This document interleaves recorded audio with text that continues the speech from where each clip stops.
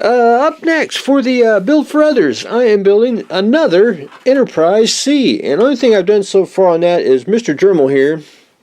I went ahead and drilled out most of the holes of the top and the bottom here. Did basically a little random pattern.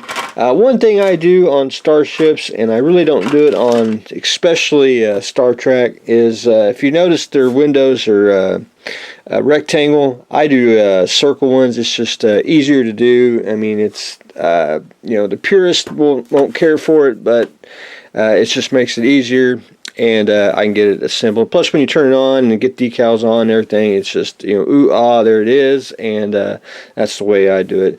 So basically, the saucers are pretty much done, drilled out. Now I'm going to go work on the secondary hole, and I'm going to do some just random pattern of drilling out the holes, and then I'll go back in, and the ones that I don't drill out, I'll just go in with a black pen like I've done before and make black windows, because not every window's on a starship. But anyway, there is that. So hopefully I can get that accomplished today, at least get a little more drilled out, and then put the lights in, and then basic assembly. So that's where I stand on the Enterprise C.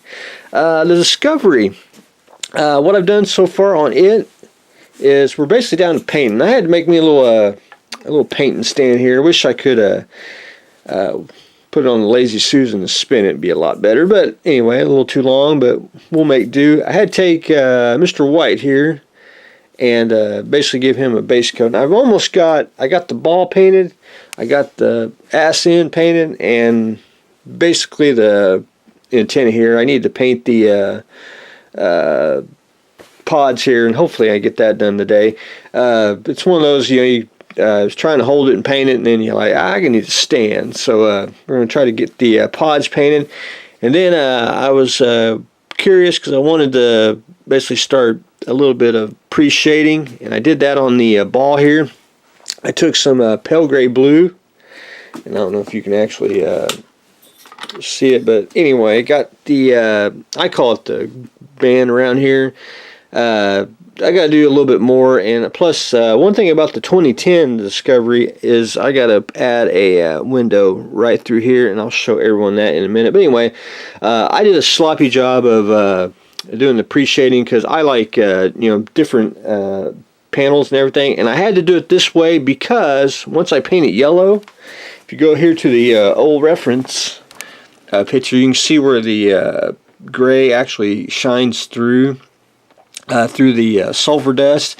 And if you notice the window here, I need to add that, so I'll try to get that done probably after I get it painted. I think that'll be a little bit easier. And then of course we got to paint the canopy windows and all that. But anyway, I wanted to get all the little shading. You can see how different panels are a little bit darker. I wanted the gray to show through, and then I'm going to go in and I'll paint the yellow, and then I'll go in with probably some other different shades of yellow just to make the different areas where it's a little darker yellow, a little lighter yellow, and probably do some pigments and maybe some oils. Who knows? We'll just see how far we want to get in there. But anyway, it's one of those.